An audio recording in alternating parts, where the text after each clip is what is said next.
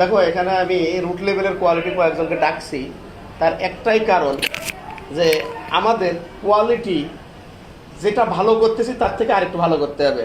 এটা কি তোমরা ভালো কীভাবে করতে হয় অবশ্যই তোমরা অনেক কিছু জানো, কিন্তু আমার মনে হলো আরেকটু যদি আমি মোটিভেশন দিই, আরেকটু ক্যালকুলেশন ওয়েতে নিয়ে যাই, তাহলে আমার মনে হয় যে ডিআইসি লেভেলটা আরও 2% 3% কমানো সম্ভব। যে কারণে আমি তোমাদেরকে ডাকছি। ডিআইসিউ কি এটা সবাই জানে, আর একটি কি কে বলতে পারবা? Right first time. আমরা আজকে যে 10 মিনিটের ক্যালকুলেশন শিখবো, এখানে ডিআইসিউ কি, আরএফটি কি, ডিআইসিউ কিভাবে হিসাব করা হয়, আরএফটি কিভাবে উন্নত করা যায়, ডিআইসিউ বাস্তবায়ন কৌশল কি, কোয়ালিটি প্রোডাকশন আই সবাই মিলে অপারেটর সহ যদি একসাথে টিম ওয়ার্ক করে কাজ করি তাহলে কি ডিআইসিউ কমবে? কমবে না? আচ্ছা, আরএফটি কি? Right time, right first time, তাই না? এইটা একটু আলোচনা করি আমরা। সেটা হচ্ছে ডিআইসিউ যদি বেড়ে যায় তাহলে আরএফটি কমে যায়, জানো? এটা সংকেত দিয়ে রাখছি কোন জায়গায় জানো? ওই যে কর্নারের উপরে। আরএফটি বাড়াইতে হলে ডিআইসিউ কমাতে হবে, আর ডিআইসিউ যদি বেড়ে যায় তাহলে আরএফটি, তাই না? তাহলে ডিআইসিউ যত কমবে আরএফটি তত বাড়বে। আরএফটি বাড়া মানে ভালো। আরএফটি মানে কি? একবারে ওকে বডি সামনে আসা, কোনো অল্টার নেই, কোনো রেকটিফাই নেই, কোনো কিছু নেই, 100% আরএফটি করতে হবে। তাহলে ডিআইসিউ একদম জিরো লেভেলে নিয়ে আসতে হবে। এটা নিয়ে আলোচনা করবো, তাই না? তার ভিতরে 800 পিস ডিবেট হয়েছে। তাহলে ডিআইসিউ লেভেলটা আসে কত পার্সেন্ট? 8%। হ্যাঁ, 8%, তাই না? তা আমরা কত পিস উৎপাদন করছি সেটাই গুরুত্ব নয়, কত পিস প্রথমবারে আরএফটি মানে রাইট ফার্স্ট টাইম ওকে করে নিয়ে আসছি, এটাই আমাদের মূল লক্ষ্য। আর সেটাই প্রকৃত কোয়ালিটির একটা মানের পরিচয়। তা ডিআইসিউ কি এটা তো সবাই জানি, এটা আলোচনা না করি। ডিআইসিউ ফর্মুলা কি কেউ বলতে পারবা? এই ডিআইসিউ ফর্মুলাটা দেখাই দাও। এই যে প্রথমে, আচ্ছা, তাহলে ডিআইসিউ পার্সেন্টেজ কত? 7%। আরএফটির পার্সেন্টেজ কত? হ্যাঁ, 93%। আরএফটির পার্সেন্টেজ, কিন্তু আরএফটি কত হওয়া উচিত? না, 100% আমরা পারবো না, মানে 10% ডিআইসিউ, সরি মাপ চাই, 95 চাই, মাপ চাই 97%। সবাই কি শুনছো? আরএফটি কত পার্সেন্ট দরকার? অর্থাৎ 3% ডিআইসিউ তোমাদের জন্য অ্যাকসেপ্টেবল। ডিআইসিউ হবে বলে গার্মেন্টস ফ্যাক্টরিতে এই যে পুলিশ বাহিনী আছে, তাই না? নাইলে পুলিশ বাহিনী লাগতো। বাংলাদেশের প্রেক্ষাপটে 3% অ্যাকচুয়াল ডিআইসিউ যদি হয়, ওই ফ্যাক্টরির আরএফটি 97%। আর আরএফটি যে ফ্যাক্টরির 97%, সেই ফ্যাক্টরি কিন্তু অনেক উন্নত। সো আমরা কিন্তু ওই জায়গায় নাই, আমরা কিন্তু 95% আছি, 93-94% আছি। অর্থাৎ আমাদের ডিআইসি লেভেল আরো কমাইতে হবে। কি সম্ভব না? 1000 পিস। ফার্স্ট টাইম পাস হয়েছে 940 পিস, রিওয়ার্ক হয়েছে 60 পিস। তাহলে আরএফটি কত হবে? গুড, 94%। তা আরএফটি আর ডিআইসির ভিতর সম্পর্ক কি কেউ বলতে পারবা? বলতে পারবা? ডিআইসিউ যত কম হবে ডিআইসিউ বাড়লে, গুড, ডিআইসিউ যত কম হবে আরএফটি বাড়বে, আর ডিআইসিউ যত বেশি হবে আরএফটি কমবে। তাহলে আমাদের কোনটা প্রয়োজন বলেন তো? আমার কি আরএফটি বাড়ানো দরকার না আরএফটি কমানো দরকার? তাহলে আমরা যারা আছি, আমার মনে হয় আরএফটি সম্পর্কে হালকা হলেও একটু বেশি ধারণা হলো এখন। আচ্ছা, 10টা ডিফেক্টের নাম বলো তো। তুমি একটা বলো, তুমি একটা, ইত্যাদি ইত্যাদি। স্কিপ, তুমি? হ্যাঁ, ওপেন সিয়ার, তুমি কি বললে? তুমি? হ্যাঁ, আপ ডাউন, তুমি? তুমি বলো, তুমি বলো, তুমি? হ্যাঁ, তুমি? শেয়ারিং। তা আমরা জানি এই ডিফেক্ট যখন লাইনে হয় তখন কি পদক্ষেপ নিই? আমার ফার্স্ট টাইম আগে মেশিন হোল্ড, হোল্ড, 10 মিনিটের জন্য হোল্ড, 5 মিনিটের জন্য হোল্ড। কেন হইলো এখান থেকে প্রবলেম?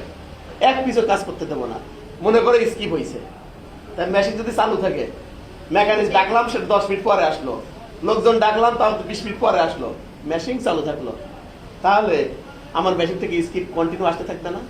এবং সামনে যে 50 পিস 150 পিস বডি আছে যেখান থেকে স্কিপ শুরু হয়েছে, এই বডিগুলো প্রবলেম না? তাহলে আমার ফার্স্ট টাইম কাজ কি? আগে মেশিন বন্ধ এবং সামনে যে বডিগুলো আছে 100% চেক করে ফেলে দিয়া 10 মিনিটের জন্য। প্রত্যেকটা অপারেটরকে বলতে হবে তোমার স্কিপ আছে কিনা এই জায়গায় চেক করো, তারপরে কাজ শুরু করো। 5 মিনিট 10 মিনিটের জন্য ওই বডিগুলো আগে বাছাই করে নিতে হবে, নিয়ে ওইটা রেকটিফাই করাতে হবে, মেশিন চালু করতে হবে, মেইনটেনেন্স দিয়ে কমপ্লিট হোক, যেই হোক প্রবলেম সলভ করে কোয়ালিটি টেবিলে ভালোভাবে আটকাতে হবে, এক পিস বডি যাতে ফিনিশিংয়ে না যায়। আমাদের নিয়ম তো এটা হওয়া উচিত, কিন্তু এটা নাই। এই নিয়মটা আছে আছে আছে গুড, কিন্তু আমার মনে হয় 100% মেনটেন হয় না। নিয়ম আছে কিন্তু কাজ করি না, হইতে পারে না? আচ্ছা, ডিএ প্রবলেম, অপারেটর স্কিল কম, মেশিং সেটিং ভুল, ফেব্রিক বা থ্রেডের সমস্যা, মেথড এসওপি ফলো না করা, মেজারমেন্ট ভুল, আর কি কি কারণে বাড়ে? পরিবেশের কারণে, লাইট যেটা আছে সেটা সঠিকভাবে দেখতে পাচ্ছি না, এইসব কারণে ডিআইসি বেড়ে যায়। এবং আমাদের অন্য মনস্ক থাকার কারণে, আমাদের মাইন্ড অন্য দিকে যাওয়ার কারণে। আবার আমাদের মাইন্ড এমন জায়গায় আছে, কালকে কি দেভাত খাই বন্ধ ছিল না, এই কালকে কি বাসায় ঝামেলা হয়েছিল, আমি না কালকে মুভি দেখছিলাম, কাজ দিকে করতেছি আর মুখে চটর পটর চটর পটর। কোয়ালিটি হইতে পারে, অপারেটর হইতে পারে, আমার হেল্পারও হইতে পারে, পারে না? অপারেটর কিংবা মেশিন থেকে একটা অল্টার আইছে, কিন্তু কোয়ালিটি চেক করতে চাই যে হাত নাড়তে হয়, তাই হাত নাড়তেছি। কি কথা ঠিক না খারাপ? হাত নাড়তেছি, কিন্তু কি গেল এটা দেখি নাই, ওর সাথে আমার আলাপ চলতেছে। ভাই এইগুলোর থেকে বিরত থাকতে হবে। আমার যদি 5 মিনিট 2 মিনিট কথা বলা লাগে, কাজ বন্ধ করি, তারপরে কথাটা বলে সমাধান করি। আর পারিবারিক কথাগুলা আমরা কাজের ভিতরে না বলি, যেহেতু আমরা প্রত্যেকটা মিনিটে কাজ করতে হয়, তাই না? কি গার্মেন্টসে প্রত্যেকটা মিনিটে কাজ করা লাগে না? নাহলে কি টাকা আসে? সব প্রত্যেকটা মিনিটের জবাব আছে। তা আমি প্রত্যেক মিনিটের ভিতরে যদি আমার পারিবারিক, আমার সাংসারিক, আমার স্বামী, আমার স্ত্রী, এইগুলা নিয়ে আলোচনায় মুক্ত থাকি, তাহলে কি বডি পাস হয়ে যাবে না? সো এটা করা যাবে না। ঘুমানোর 10টা কারণ বলেন, আপনি একটা বলেন, আপনি সবাই একটা টাকা বলেন। মামুন বলেন একটা, সঠিক মেজারমেন্ট নির্ণয়, আরেকজন বলেন অন্য মনস্কতা কমানো, অন্য মনস্কতা কমানো, বলেন সঠিক অপারেটর গাইডলাইন দেওয়া, বলেন লাইনে সবকিছু দেখভাল ভালো করে করলে অর্ডার করুন। আপনি বলেন, আপনি বলেন, আপনি বলেন। লাইনে নিডেল পয়েন্ট থেকে সমস্যা ধরা এবং ওটাকে সলভ এই কন্ট্রোলার বলো, সামনে কন্ট্রোলার সামনে আসো। আপনারা পিছনে কেন আসেন? 7 পিস কনফার্ম করা, মেশিন ভালো তো সেটআপ করতে হবে, মেশিন সেটআপ করতে হবে ভালো মতো, অপারেটর হ্যান্ডলিং ঠিক রাখতে হবে, অপারেটর হ্যান্ডলিং ঠিক রাখতে হবে। বলেন ডাম্পিং করে দেন না। ডাম্পিং করা যাবে না। এবার আমি কয়েকটা পয়েন্ট বলি, আপনারা শোনেন। আপনারা যথেষ্ট ভালো বলছেন। ইনলাইন ইনস্পেকশন করা প্রত্যেকটা ঘন্টায়, ইনলাইন আওয়ারলি কোয়ালিটি চেক চালু করা। আমরা যারা কোয়ালিটি চেক করি এন্ড টেবিলে, কিন্তু আমরা যারা কন্ট্রোলার আছি তারা প্রত্যেকটা ঘন্টায় আমার কি আসলো গেল এটা ইনস্পেকশন করা, চেক করা, 5 পিস বডি নিয়ে দেখা। টপ 3 ডিফেক্টের উপরে প্রতিনিয়ত প্রতি ঘন্টায় কাউন্সিলিং করা, ফোকাস করা, রুট কেস অ্যানালাইসিস করা, অপারেটরের ট্রেনিং বৃদ্ধি করা, অপারেটর কি মেশিন ক্যালিব্রেশন নিশ্চিত করা, পিপি স্যাম্পল ফলো করা, তারপরে কি স্ট্যান্ডার্ড অপারেশন ফলো করা, কোয়ালিটি নিয়মিত মিটিং করা এবং প্যারাটো চার্ট ও চেক শিট ব্যবহার করা, তাই না? এই জিনিসগুলো যদি আমরা নিয়মিত করি তাহলে আমাদের ডিফেক্ট রেট কমে আসবে না বাড়বে? আর এটা কমলে তখন কি আরেকটি বাড়বে না কমবে? আরেকটি বাড়া ভালো না কমা?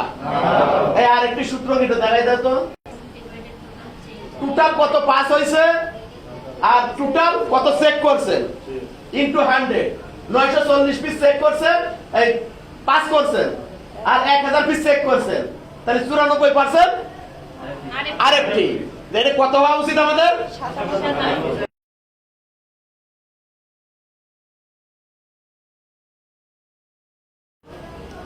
সর্বোচ্চ এইটা অ্যাকসেপ্টেবল, কিন্তু 60 পিস হয়েছে মানে কি রেড জোন না? রেড জোন এটা করা যাবে? না তাহলে আমাদের মনে করো কোয়ান্টিটি 12,000 পিস, 2,000 পিস চেক করছো, 1910 পিস তোমরা পাস করছো, ডিফেক্ট হয়েছে 90 পিস, তাহলে এখানে ডিআইসিউ পার্সেন্টেজ কত কে বলতে পারবা? এটা যদি ক্যালকুলেশন করে বলি তাহলে 4.5% ডিআইসিউ লেভেল, আর একটি হয় কত বলেন তো? 5.5%, মানে এই 95.5%। বুঝছেন? তা আমাদের ডিআইসিউ যদি কোয়ালিটি পারফরমেন্সের গুরুত্বপূর্ণ সূচক হয় তাহলে প্রত্যেকটা মুহূর্তে এগুলোর উপরে কাজ করতে হবে, তাই না? আর একটি যত বেশি হবে ডিআইসিউ তত কমবে না বাড়বে? কমবে। কমবে শিওর। আর যদি ডিআইসিউ কমানোর জন্য ডাটা অ্যানালাইসিস খুব গুরুত্বপূর্ণ না খারাপ? গুরুত্বপূর্ণ। কিউসি আই প্রোডাকশন মেইনটেনেন্স হবে না যার যার মতো সেই? তাহলে আমরা ডিআইসিউ নিয়ে মোটামুটি এবং আরএফটি নিয়ে একটা ধারণা পাইলাম। আমার যারা টেবিল কোয়ালিটি আছেন আপাতত একটা ইউনিট, তারা তো এই আরএফটি সম্পর্কে ধারণা ওই পরিমাণ ছিল? সত্য কথা বলবেন, ছিল? তাহলে এই যে বারবার ঘন্টায় ঘন্টায় আপনারা বডি দিচ্ছেন, অল্টার সারতেছে, এইটা হচ্ছে আরএফটি কমে যায়। আর এই অল্টার বারবার দেওয়া যাবে না, অল্টার হবে একবার হয়ে গেছে, দ্বিতীয়বার আর অল্টার আসতে পারবে না। লাইন চিফ, সুপারভাইজার, কন্ট্রোলার, হ্যাঁ, কোয়ালিটি ইনচার্জ, এপিএম, এদেরকে বলতে হবে ভাই কি স্যার আমার এই অল্টার একবার আইছে, দ্বিতীয়বার আসলে আমি আমার সিনিয়র কাছে, আপনাদের কাছে তো বলছি, এখন কিন্তু ফ্যাক্টরি যিনি এটা নিয়ন্ত্রণ করতে চায় তার কাছে যাব, হয় কোয়ালিটি ম্যানেজারের কাছে যাবো, নয় পিএম স্যারের কাছে যাবো। আপনি যদি ঠিক না করতে পারেন তাহলে আমাকে বলেন। এবং যেহেতু আমাদের ছোট্ট ফ্যাক্টরি, টোটাল মিলে 18 লাইন, আমরা অনেক সময় মাস্টার লাইনে কম চালাই, এই ফ্যাক্টরিতে আমি নিজেও কোয়ালিটি দেখি না?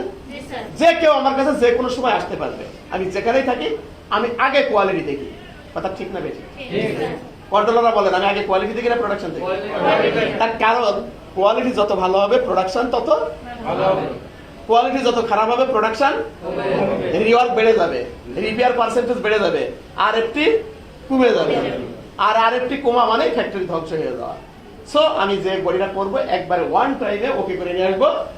2-1 পিস অল্টার হবে, 3% অ্যাকসেপ্টেবল, 3-র উপরে গেলে এটা রেড জোন। তাহলে আজকের থেকে কি আমরা এটা নিয়ে কাজ করব? আগামীকাল থেকে কি ডিআইসিউ লেভেল কমবে? আরএফটি বাড়বে? আজকে যে আরএফটি হবে এবং আজকে যে ডিআইসিউ লেভেল হবে, কোয়ালিটি ইনচার্জ যিনি আছেন আমাকে মেসেজ দিয়ে যাবেন, এবং আগামীকাল কত হবে সেটাও মেসেজ দিবেন। আমি এটা অ্যানালাইসিস করে আপনাদের সাথে 7 দিন পরে কথা বলবো যে আপনারা কতটুকু ডেভেলপ করলেন। ধন্যবাদ সবাইকে, আসসালামু আলাইকুম। জান এরকম ট্রেনিং এর দরকার আছে?